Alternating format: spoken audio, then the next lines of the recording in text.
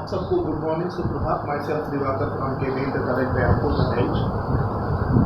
आज हम लोग पिछले वीडियो में जो टॉपिक पढ़ी थी उसको कंटिन्यू करते हुए निकट दृष्टि दोष पढ़ा था और आज हम लोग दूर दृष्टि दोष पढ़ेंगे। ये जो टॉपिक है दूर दृष्टि दोष, ये सामान्यतया उस उम्र वर्ग के लोगों में पाया जाता है जो लगभग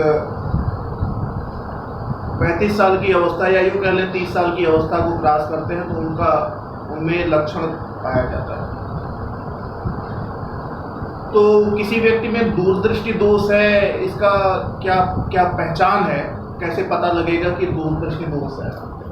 तो एक बार फिर जो ये टॉपिक लिखी है दूरदृष्टि दोष, इसको हम फिर बाइफरकेशन करते हैं और ये दो पार्ट में कर देते हैं। तो यहाँ क्या हो गया, दूरदृष्टि।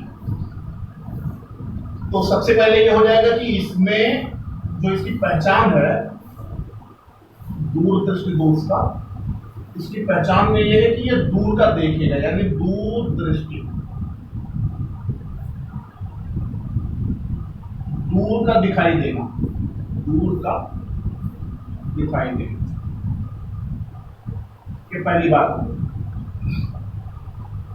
और दोष, अब इसमें कुछ नहीं लिखा है तो दोष निकट, तो दोष निकट हो गया है।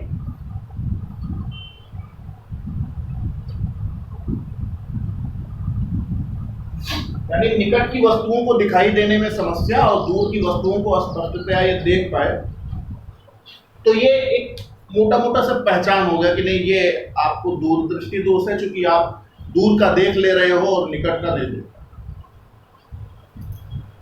तो ये इसकी जो पहचान बनी, तो इसके फिर हम लोग अब कारण खोजेंगे कि ऐसा क्या रहा होगा, और फिजिक्स की दृष्टि से इसको हम पूरा पढ़ना शुरू करें। तो हम सब एक बार रिवीजन कर लेंगे कि हमारा जो निकट बिंदु होता है, यह स्वस्थ मानव नेत्र है तो कहाँ है, 25 सेंटीमीटर, और दूर बिंदु कहाँ है, इनफाइनाइट पर। अब इसमें दूरदृष्टि दोष में क्या हुआ कि दूर की वस्तुओं को स्पष्टतया देख लेता है, निकट की वस्तुओं को नहीं देख पाता। तो आप यूँ समझ लीजिए कि एक 25 सेंटीमीटर हमारा स्पष्ट दृष्टि की न्यूनतम दूरी थी, या निकट बिंदु कह सकते हैं। अब ये क्या करेगा, ये निकट बिंदु थोड़ा दूर चला जाए। तो जब निकट बिंदु थोड़ा दूर चला गया, मतलब भौतिक दृष्टिकोण से इसमें फिजिक्स के बारे में बात करेंगे, तो निकट बिंदु का खिसकना, यानी निकट बिंदु का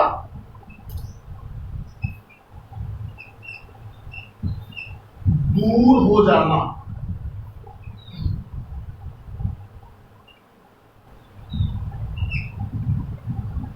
अभी कितना दूर चला जाएगा, ऐसा नहीं है कि 25 सेंटीमीटर से खिसक के सीधे इनफाइनाइट पे चला जाएगा, थोड़ा दूर हो जाता है। जैसे जब बहुत बुढ़ापा आ जाती है तब तो लगभग 2 मीटर तक हो जाता है।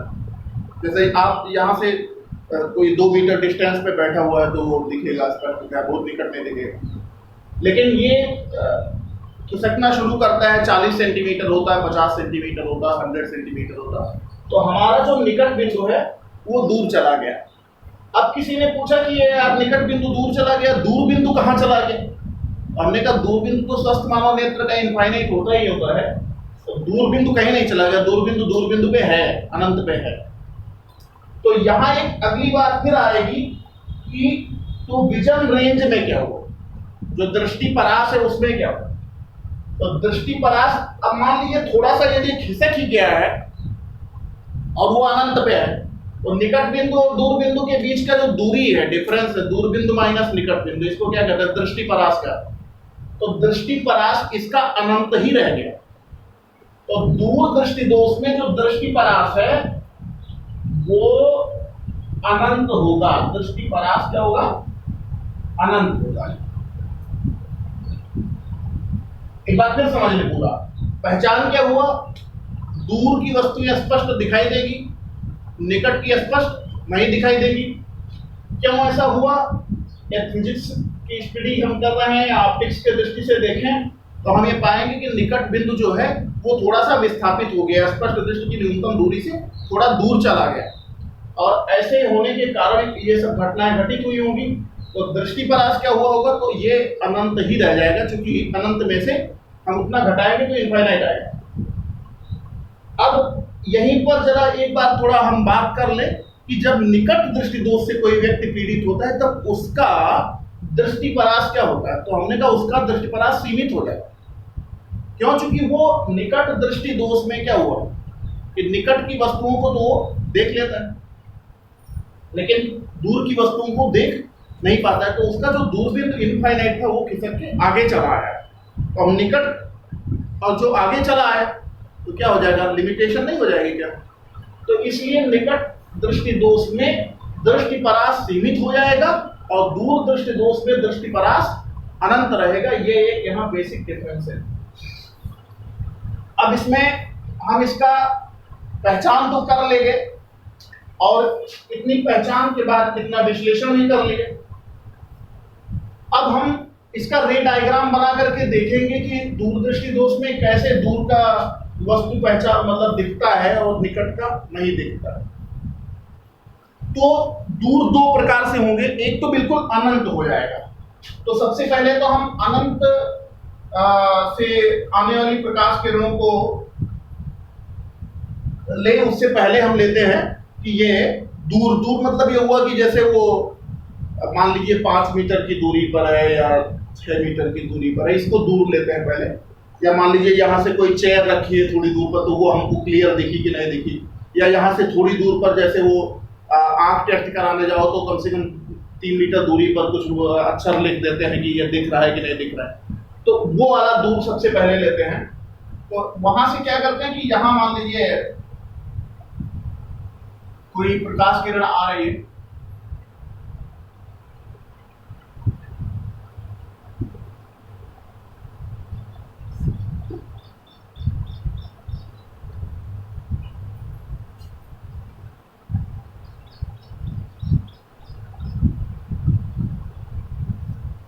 तो ये अब क्या हुआ,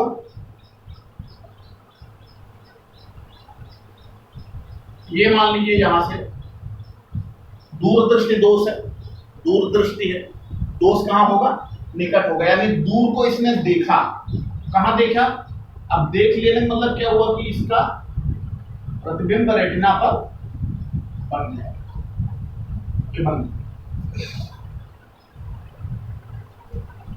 अब बात निकल करके आई कि यार ऐसी सिचुएशन में तो रेटिना पर बना दिया, लेकिन जब ये ऐसे जा रहा था तब, अब यदि इनफाइनाइट से होता तो लाइट रे मुड़ी नहीं थी, इतना डाइवर्जन नहीं था। या यूं कह लीजिए कि इसको मैं थोड़ा सा ऐसे बना देता हूं, ये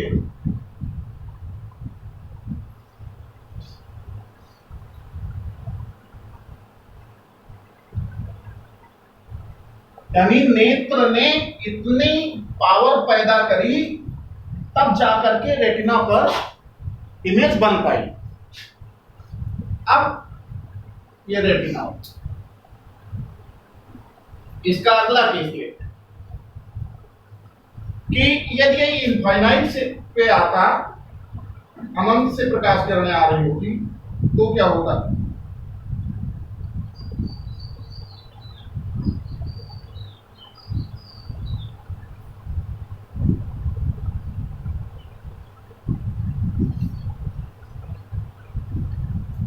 यदि ये अनंत से प्रकाश किरणें आ रही हैं तो हमें देखना है कि इस समय कौन सी इवेंट घटित हो रही है। दूरदृष्टि दोष में वैसे भी डिस्टेंस माना जाएगा कि इतनी दूर पर है, और अनंत से आने वाले को तो दूर माना ही जाएगा।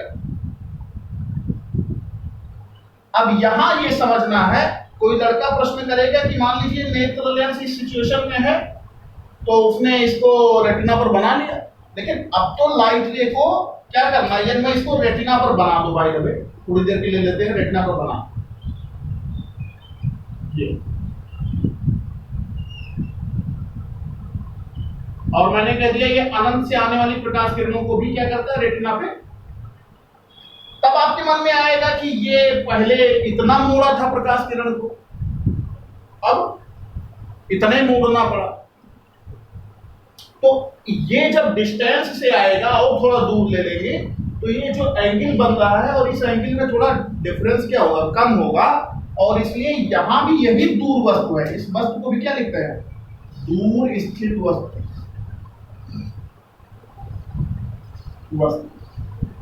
और यहां ये क्या है? अनंत पर स्थित वस्तु। दो केस हो गए। अब दोनों में मैंने रेटिना पर बनाया। अब इसके बाद थोड़ा समझना है कि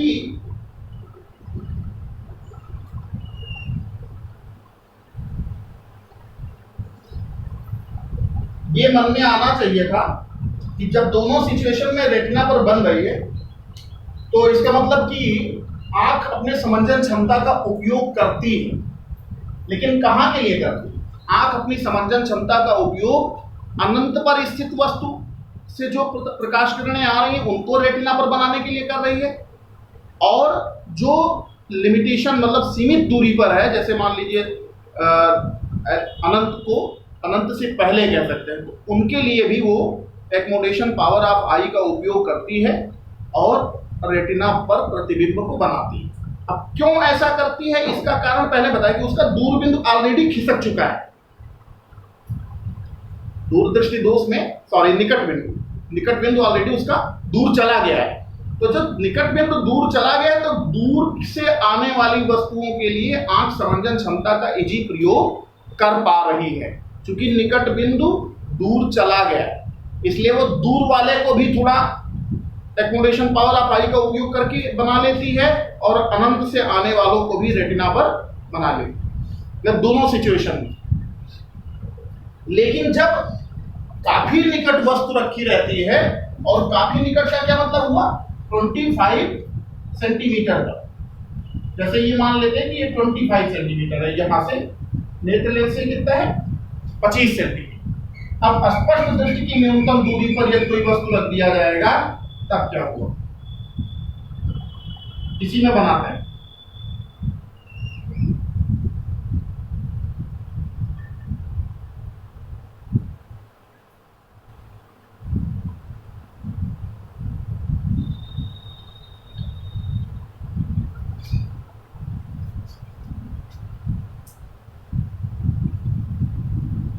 अब ये वस्तु जो है कहां रखी हुई है?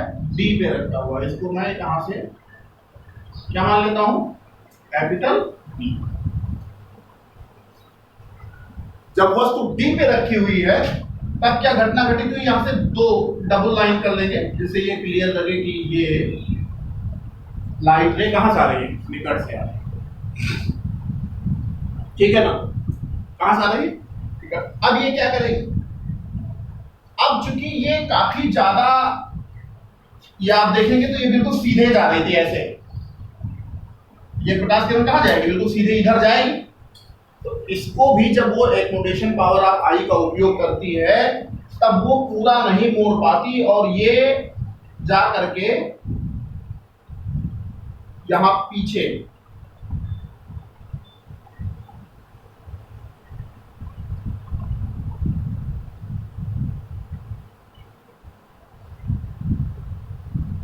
यहां फोकसित हो रहा है। कहां फोकसित हो रहा है? निकट से चलने वाली जो प्रकाश किरणें थी उनके लिए आंख ने समंजन क्षमता का प्रयोग किया होगा, लेकिन चूंकि बहुत ज्यादा मोड़ना था लाइट को, इसलिए वो नहीं मोड़ पाई और फिर ये जाकर के रेटिना जहां पर है वहां से पीछे फोकसित हो रही है। अब रेटिना से पीछे फोकसित होने का क्या मतलब है? कि रेटिना एक प्रकार से ट्रांसपेरेंट वेब है। किसका? नर्व्स का। जो वेन्स होती है ना, कोशिक नसें होती हैं, तंत्रिकाएं उनको कह सकते हैं, तो उनका एक ट्रांसपेरेंट वेब है। वहीं पर जब जाकर के ये लाइट रे फोकसित होती है तो फिर वो सेंसेशन में जाता है, क्योंकि वही रेटिना से जितनी नर्व्स होती है वो जाकर के सीधे मस्तिष्क को जाते हैं। तो अब रेटिना पर फोकसित ही नहीं हो रही तो फिर क्या होगा? प्रतिबिंब नहीं बनेगा। या बनेगा तो स्पष्ट नहीं बनेगा, दिखेगा नहीं स्पष्ट। तो ये जो आपने देखा कि इसमें, अब इसमें पता लगाओ कि यार लक्षण क्या हुआ होगा। अब इसमें ये पता लगाना है कि पहचान तो ये हो गई थी। अब इसके जो सच में आंख के भीतर का जो मामला है कि आपके भीतर ऐसा क्या घटना घटित हो गई जिसके कारण ये निकट वाले वस्तु का प्रतिबिंब बना नहीं पाया। तो देखने में कौन सी घटना घटित लग रही है? सबसे पहली घटना तो ये घटित लग रही है कि ये नेत्र लेंस यदि मोड़ ले जाता तो रेटिना पर बन जाता। तो भाई ये मोड़ नहीं पाया, मोड़ नहीं पाया, इसका मतलब इसकी पावर कम हो गई। तो पावर का कम होना मतलब इसमें पहला जो कारण है, कारण पहचान तो हो गई ना। अब कारण, तो इसका जो कारण है, तो कारण में क्या हुआ कि ये लाइट ने जो निकट से चली थी इसको वो मोड़ नहीं पाई, यानी इसके लिए पावर थोड़ा कम हो गई।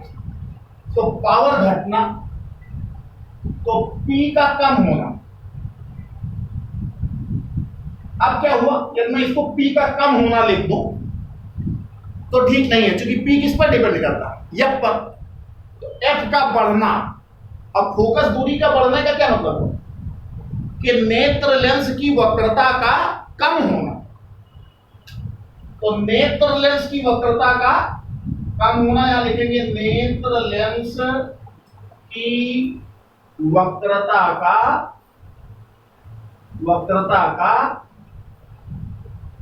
कम होना, यानी क्या हो गया, फोकस दूरी का बढ़ जाना।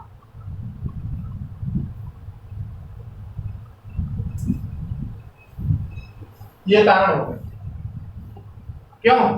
फोकस दूरी का बढ़ जाना।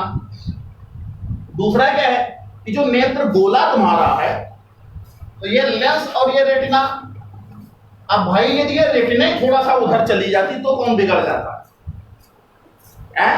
तो ऐसा लगता है कि जो नेत्र गोला है, ठीक है ना, उसमें लेंस और रेटिना के बीच की दूरी क्या हो गई, कम हो गई। ठीक है ना, लेंस और रेटिना के बीच की दूरी कम हो गई। तो लेंस व रेटिना के बीच की दूरी का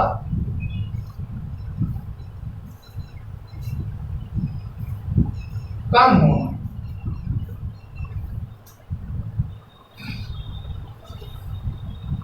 समझ रहे हैं ना? ये दो घटनाएं घटित, दो बातें यहां पर निकल करके आई कि नेत्र लेंस व रेटिना के बीच की दूरी थोड़ी घट गई। यदि यही ऐसे होता तो जाकर के रेटिना पर बन जाता। और दूसरा क्या था कि नेत्र लेंस की वक्रता कम हो गई, जिससे फोकस दूरी बढ़ गई। फोकस दूरी कम होती है तो क्या होता, पावर बढ़ता और उसको मोड़ देता। तो ये दो बातें हो गई, ये इसके कारण हैं। अब इसमें इम्तिहान में ये भी चीज निकल करके आती है कि निकट दृष्टि दोष से दूर दृष्टि दोष से पीड़ित नेत्र का किरण आरेख बनाना है। तो ये किरण आरेख आप बनाएंगे। दूर स्थित वस्तु है तो बन गया, अनंत पर स्थित वस्तु है तो जाकर के बन गया रेटिना पर एक्मोडेशन पावर आप आई का उपयोग करते हुए। लेकिन जब स्पष्ट दृष्टि की न्यूनतम दूरी पर वस्तु रखी थी तो एक्मोडेशन पावर ऑफ आई के उपयोग करने के बाद भी प्रतिबिंब कहां बना, रेटिना के पीछे बना। ठीक है ना? तो ये जो बना हुआ है ये दूर दृष्टि दोष से पीड़ित नेत्र द्वारा बनाए गए प्रतिबिंब का किरण आरेख। ठीक है ना? अब हमारे मन में यह बात निकल करके आई कि भाई अब इसका निवारण कैसे करें।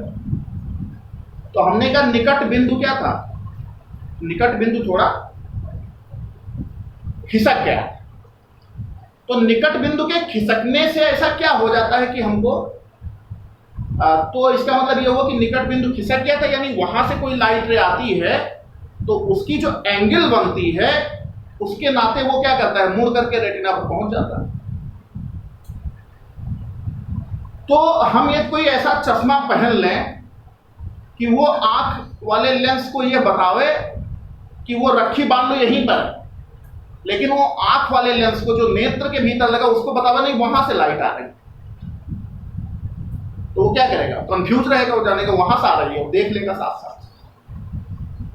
तो इसमें क्या करना है कि हम ऐसे लेंस का प्रयोग करें जिससे जो वस्तु हमारी यहां रखी है उसको ये लगे कि ये वस्तु यहां ना हो करके कहां है, यहां है। जैसे ये देखो, इसको थोड़ा डाट डाट डाट ऐसे बना लो, यहां वस्तु थी ना,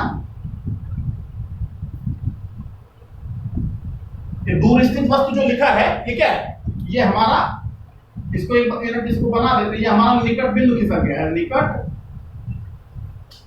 बिंदु। दूरदर्शी दूर से पीड़ित जो नेत्र है उसमें वस्तु कहां है, दूर है, लेकिन ये दूर क्या है, ये इस नेत्र का निकट बिंदु। अब मान लो हम निकट बिंदु पर रखा था तो देख लिया, अब सही सही स्पष्ट दृष्टि की न्यूनतम दूरी पर रखे तो नहीं देख पाए। तो यदि हमारी लाइट रे ऐसे यहां से चलती दिखे नेत्र लेंस को, तो क्या करेगा, तो उसको वो रेटिना पर बन जाए। इसके लिए क्या करना है, तो इसके लिए देखो क्या करते हैं कि हम इसको कैसे बनाते हैं। तो इसके लिए क्या करना कि ये अनंत वाला थोड़ा मिटा देते हैं और इसको बना,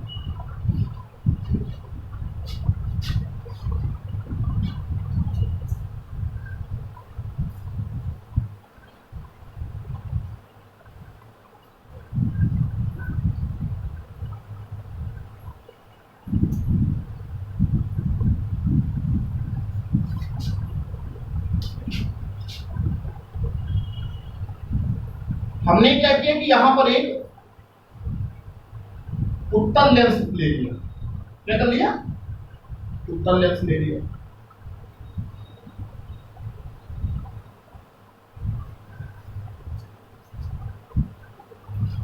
तो किसी पूछे यार उत्तल लेंस लेने से क्या फायदा हुआ होगा, तो हमने कहा उसमें क्या होगा कि जो लाइट रे सीधे जा रही थी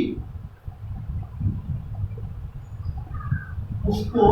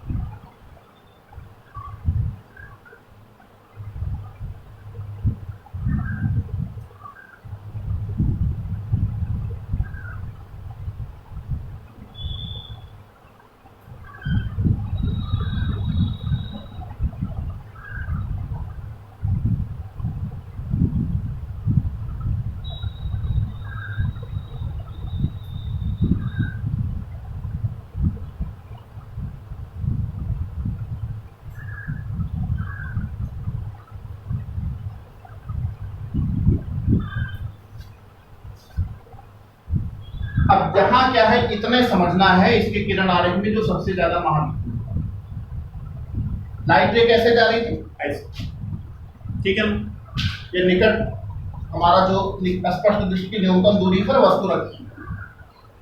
अब क्या करेगा कि ये जैसे जा रही थी तो ऐसे तो जाने नहीं देगा ये लेंस, ये क्या करेगा, इसको कुछ ना कुछ बेंड करेगा, है। उत्तल लेंस की क्या आदत है कि लाइट रे को थोड़ा मोड़ता है, तो ये ऐसे जाता तो कहां चला जाता, ऐसे चला जाता सीधे, ये सीधे कहां चला जाता, इधर चला जाता। लेकिन इसने क्या किया कि इनको थोड़ा सा ऐसे मोड़ दिया,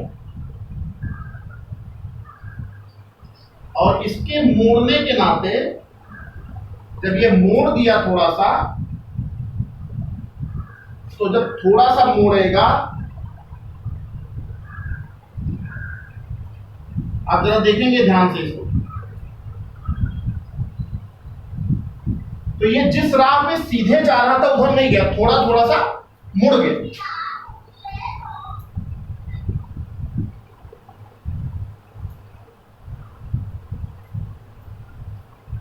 और इसी जो लाइट रे को इस कॉन्वेक्स लेंस ने मोड़ा, इसको जब हम इधर आगे बढ़ाए तो क्या करेगा, डाइवर्ज हो रहा है, लेकिन पीछे बढ़ाएंगे तो क्या करेगा, ये पीछे बढ़ाने से ये लगेगा कि ये लाइट रे ये कहां से आ रही है, यहां से। समझ रहे हैं ना, मतलब दूर दृष्टि दोष से पीड़ित नेत्र का निकट बिंदु जहां पर था, जब हम इस उत्तल लेंस को लगा दिए उचित फोकस दूरी का, तब नेत्र लेंस को यह लगा कि शायद ये लाइट रे यहां से आ रही है। समझ रहे हैं ना। अब जब ये लाइट रे यहां से आ रही तो प्रतिबिंब कहां बनेगा, अब बनेगा रेटिना। मतलब जो पीछे बन जा रहा था वो कहां बन जाएगा, अब रेटिना पर बन जाएगा।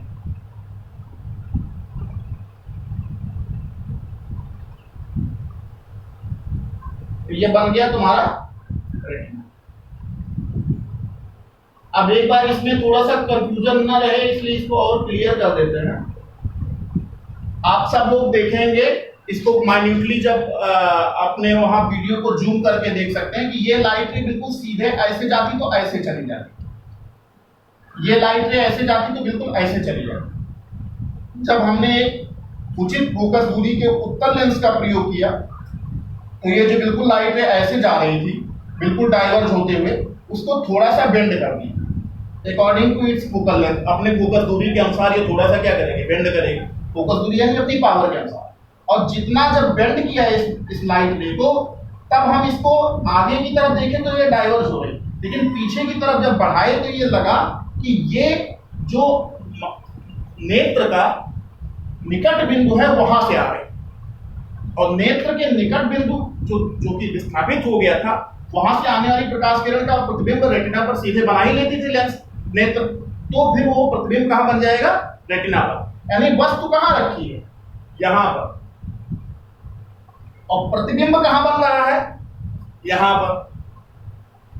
आप एक बात भी समझिए, वस्तु रखी कहां है, स्पष्ट दृष्टि की न्यूनतम दूरी पर, और नेत्र लेंस को लग रहा है कि इसका प्रतिबिंब चूंकि यहां बन रहा है, तो लेंस के लिए ये जो प्रतिबिंब इसका बना वही जान लीजिए आभासी वस्तु का कार्य कर रही है। यानी स्पष्ट दृष्टि पर स्थित जो वस्तु है, स्पष्ट दृष्टि की न्यूनतम दूरी पर स्थित वस्तु को वो प्रतिबिंब बना देती है अपने नेचुरल निकट बिंदु पर, और इस प्रकार से ये जो वस्तु यहाँ पर रखी थी उसके लिए वो आभासी वस्तु बन जाती है नेत्र के लिए, ठीक है ना। और फिर नेत्र उसका प्रतिबिंब रेटिना पर बना लेता है। तो कारण आपने देखा, ये दो प्रकार के कारण थे। यहाँ पर फोकस दूरी का बढ़ जाना था, वक्रता का कम हो जाना था, और वक्रता के कम होने के लिए हमने उचित फोकस दूरी का उत्तल लेंस का प्रयोग किया इसके निवारण के लिए। और निवारण के लिए जो आपको किरण आरेख बनाना है वो बहुत महत्वपूर्ण है। एक बार फिर समझाने की कोशिश करते हैं कि स्पष्ट दृष्टि की न्यूनतम दूरी पर जब वस्तु मैंने रखी, उस परिस्थिति में प्रकाश किरणें चलती हैं, ये सीधे बहुत दूर इधर चली जाती, लेकिन क्या हुआ कि उत्तल लेंस ने इसको थोड़ा सा बेंड किया, कन्वर्ज किया, अभिसारित किया, और जब ये अभिसारित किरणें थी इनको हमने पीछे बढ़ाया तो ऐसा लग रहा था कि ये अभिसारित किरणें जो नेत्र है उसके नेचुरल निकट बिंदु से आ रही, और ये किरणें चूंकि सीधे जाकर के नेत्र लेंस पर पड़ रही थी, और पहले से निकट बिंदु पर जो वस्तु होती थी उसका प्रतिबिंब चूंकि रेटिना पर बना लेती थी नेत्र, इसलिए ऐसे इस सिचुएशन में भी रेटिना पर नेत्र बना ले। इस तरीके से वस्तु जो हम यहाँ करना पड़ता था देखने के लिए, अब हम यहीं रखेंगे, लेकिन हमारी आंख को लगेगा कि वस्तु यहीं रखी, मतलब वस्तु हम यहाँ रखेंगे लेकिन हमारी आंख को लगेगा कि वस्तु शायद जो उसके नेचुरल निकट बिंदु है वहीं रखा हुआ है, और इस तरीके से उसका प्रतिबिंब बन जाता है। अब मान लेते हैं कि यहां से इसकी दूरी d थी, ये वस्तु की दूरी होगी, तो इसका प्रतिबिंब कहां बनता रहा था, ये मान लेते हैं इसका x दूरी है। ये क्या है, जो नेत्र का नेचुरल निकट बिंदु है वो कितनी दूरी पर, x दूरी पर। स्पष्ट दृष्टि की न्यूनतम दूरी कितनी है, d दूरी पर, ठीक है। अब हमारा u कहां है, d पर, तब v कहां बना, x पर। तो हम यदि इस पर लेंस फार्मूला लगा दें एक बार तो क्या हो जाएगा,